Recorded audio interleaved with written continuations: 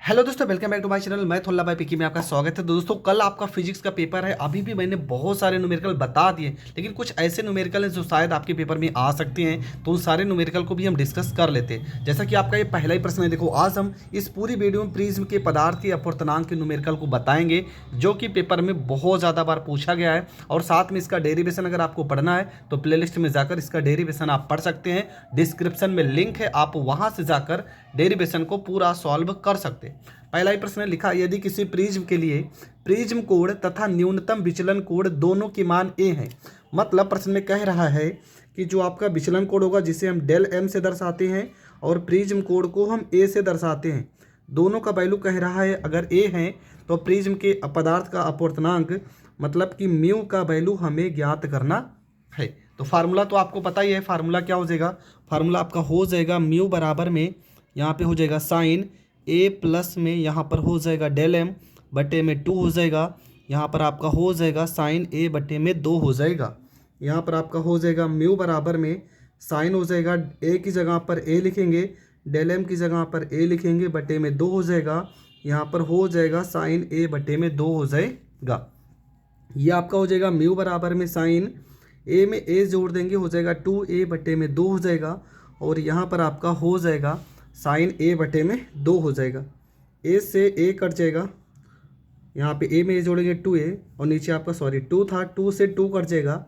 Mu बराबर आपका हो जाएगा साइन ए, और बटे में आपका हो जाएगा साइन ए बटे में 2। साइन ए का फार्मूला होता है, फार्मूला हो जाएगा आपका 2 साइन ए बाई में 2 कॉस ए बाई में 2, बटे में आपका लिखा है साइन ए बाई में 2।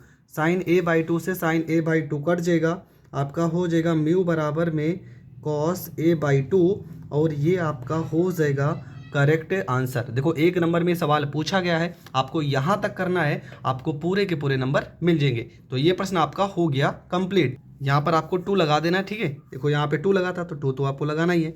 2 कॉस ए बाई 2 आपका हो जाएगा करेक्ट आंसर। बढ़ते हैं अगले प्रश्न की ओर। तो आपका जो अगला प्रश्न है, देखो क्या लिखा है। अगले प्रश्न में लिखा है कि कांच के एक प्रिज्म का प्रिज्म कोण 60 अंश है तथा अल्पतम विचलन कोण 39 अंश है। अपवर्तनांक आपको ज्ञात करना है। मतलब प्रिज्म कोण, ये आपका 2 नंबर प्रश्न है।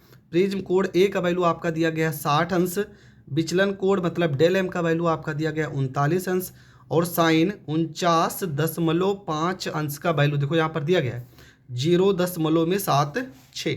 ये पूरा का पूरा वैल्यू है। आपको करना क्या है? फार्मूला लगाना है। म्यू बराबर में साइन हो जाएगा ए प्लस में डेल एम बटे में 2 हो जाएगा, पूरे के बटे में हो जाएगा साइन ए बाई में 2 हो जाएगा। यहाँ पर क्या लिखेंगे? लिखेंगे म्यू साइन हो जाएगा ए की जगह पर हम 60 अंश, डेल एम की जगह पे 39 अंश, बटे में आपका हो जाएगा 2 हो जाएगा। इसके बाद आपको क्या करना है? बटे में आपको लिखना है यहाँ पे साइन ए की जगह पे 60 अंश, बटे में हो जाएगा 2 हो जाएगा। यहाँ पर हो जाएगा म्यू साइन 60 में 39 जोड़ेंगे तो हो जाएगा 99 बटे में 2 हो जाएगा, और नीचे आपका हो जाएगा साइन 2 से 60 को काट देंगे तो आ जाएगा 30 अंश। 49 में 2 से 99 में अगर 2 से भाग कर देंगे तो आ जाएगा साइन 49.5 अंश, बटे में साइन 30 अंश का मान हो जाएगा 1/2। साइन 49.5 अंश का वैल्यू 0.76, बटे में आपका हो जाएगा 1/2। ये 2 कहाँ जाएगा? 2 जगह ऊपर गुणा हो जाएगा। म्यू बराबर आपका हो जाएगा 0.76 गुणे में 2 हो जाएगा। म्यू बराबर 2 छंग 12, 7 दूना 14 और 1 15, 2 अंक पे 10 तो आपका जो करेक्ट आंसर हो जाएगा वो हो जाएगा 1.52, और ये आपका हो जाएगा करेक्ट आंसर, ठीक है। 2 छंग 12, 7 दूना 14 और 1 आपका हो जाएगा 15। तो यहाँ तक आपको करना है और आपको पूरे के पूरे नंबर मिल जाएंगे।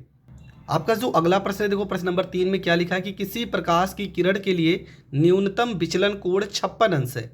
विचलन कोण का वैल्यू आपका दिया गया 56 अंश, मतलब डेल एम का वैल्यू कितना हो जाएगा? ये आपका हो जाएगा 56 अंश। यदि प्रिज्म कोण ए का वैल्यू आपका दिया गया कितना? तो यहाँ पर 60 अंश।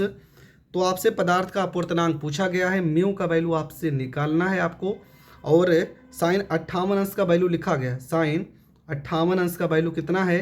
तो ये आपका 0.84 0.8480, ठीक है। ये संकेत में दिया रहेगा। तो कैसे हल करना है, तो यहाँ पर हर एक वैल्यू को तो हमने लिख दिया। डेल एम का मान, ए का मान, म्यू का मान आपको निकालना, साइन 58 का मान दिया गया है। फार्मूला आप लगाएंगे, म्यू बराबर में हो जाएगा साइन ए प्लस में डेल एम बटे में 2 पूरे के बटे में साइन ए बटे में 2 हो जाएगा। यहाँ पर आपका हो जाएगा म्यू हो जाएगा, यहाँ पे साइन ए का मान हम रखेंगे 60 अंश प्लस में डेल एम का वैल्यू 56 अंश बटे में यहाँ पर 2 हो जाएगा, पूरे के बटे में साइन ए का वैल्यू 60 अंश बटे में 2 हो जाएगा।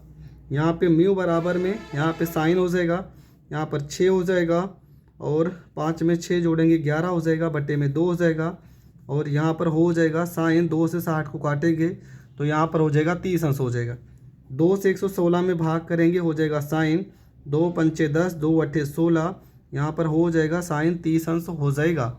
अब देखो साइन 58 अंश का वैल्यू दिया गया प्रश्न में कितना 0.8480 और साइन 30 अंश का मान कितना होता है 1 बटे में 2।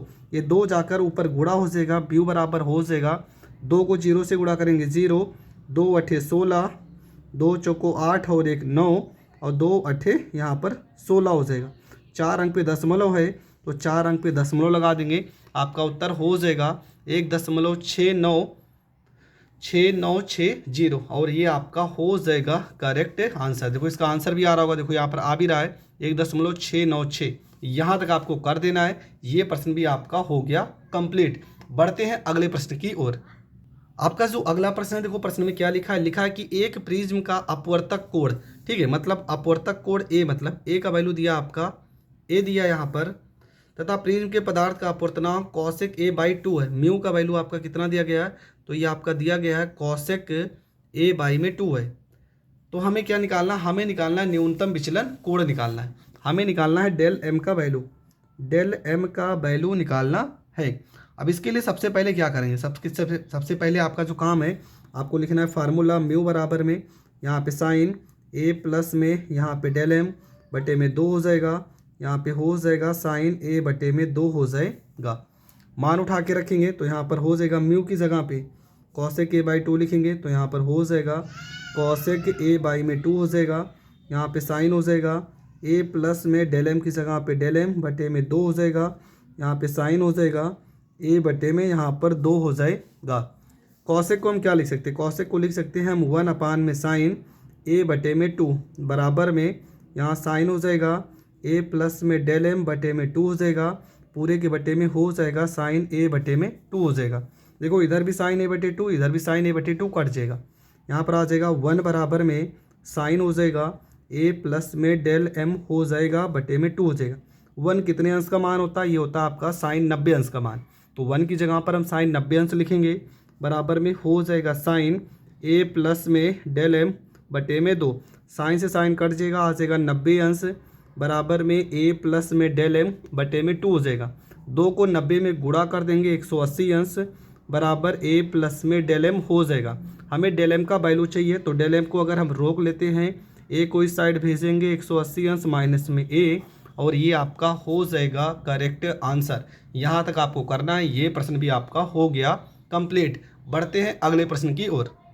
आपका जो अगला प्रश्न है, देखो क्या लिखा है 60 अंश कोण वाले प्लास्टिक प्रिज्म का पीले प्रकाश के लिए अपवर्तनांक √2 है।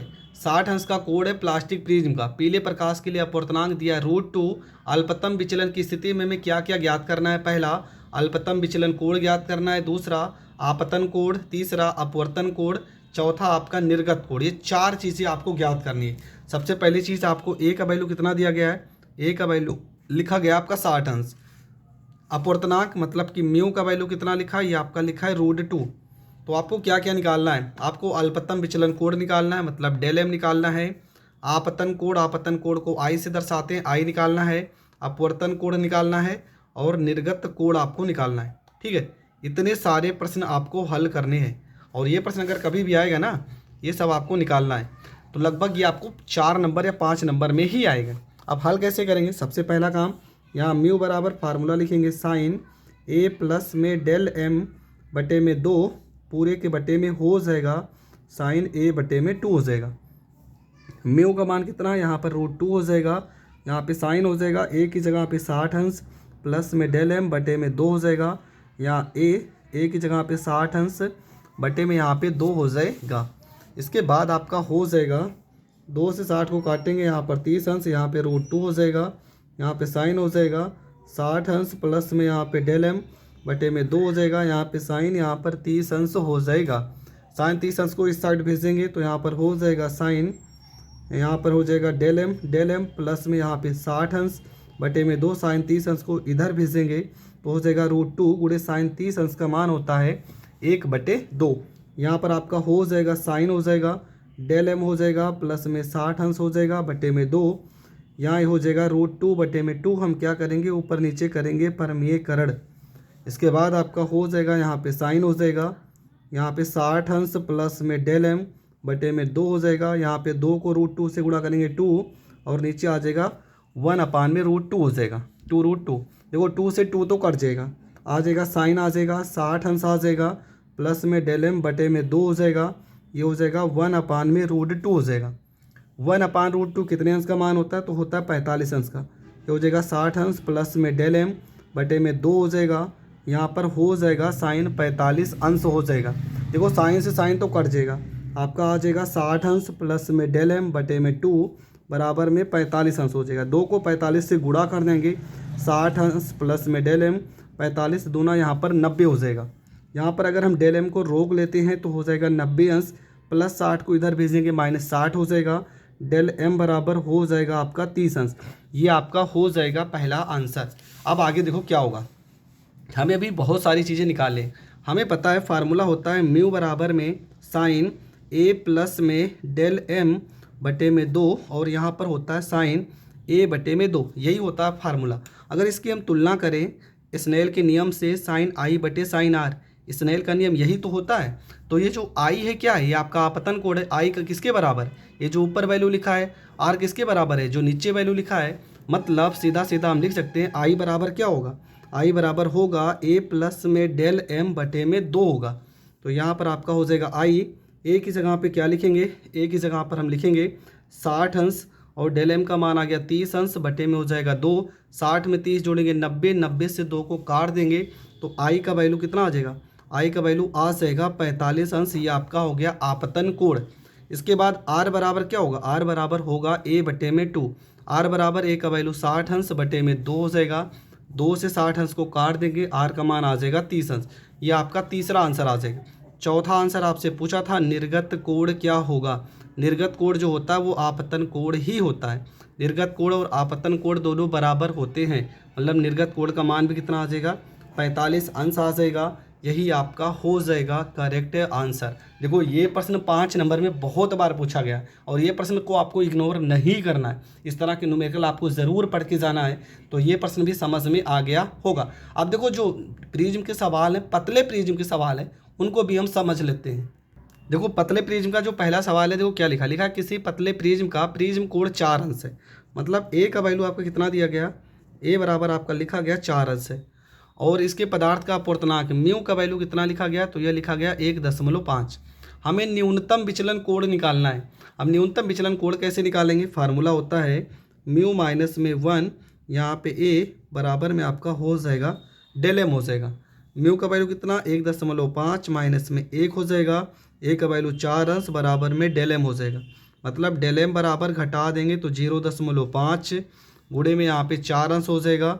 डेल एम बराबर 5 को 4 से गुणा करेंगे, 5 चौको 20, मतलब आपका कितना आ जाएगा, आपका आ जाएगा 2। ठीक है, 5 चौको 20, एक अंक पे पॉइंट है तो एक अंक पे पॉइंट।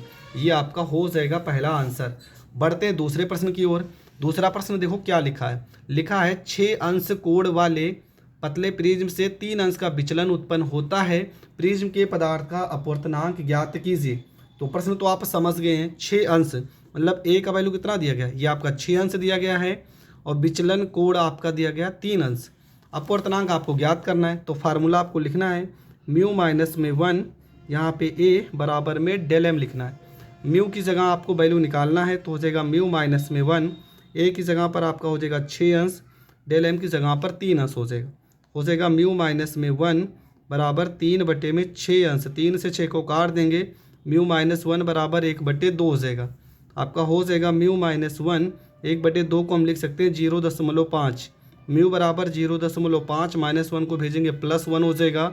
म्यू बराबर आपका हो जाएगा 1.5 और ये आपका हो जाएगा करेक्ट आंसर। तो प्रिज्म से रिलेटेड मैंने जो प्रिज्म के पदार्थ का अपूर्णांक से रिलेटेड पतले प्रिज्म के और मोटे प्रिज्म के दोनों के सवालों को बताया। इससे पहले भी मैंने वीडियो अपलोड किया है और इसका डेरिवेशन अगर आपको देखना है तो प्लेलिस्ट में लिंक है, आप वहां से जाकर देख सकते हैं। आई होप ये सारे के सारे सवाल आपको बहुत अच्छे से समझ में आ गए होंगे। तो आपका सिर्फ एक ही काम है, वीडियो को ज़्यादा से ज़्यादा लोगों तक शेयर करना है। चैनल पर नए हैं तो चैनल को सब्सक्राइब करें। जय हिंद, जय भारत।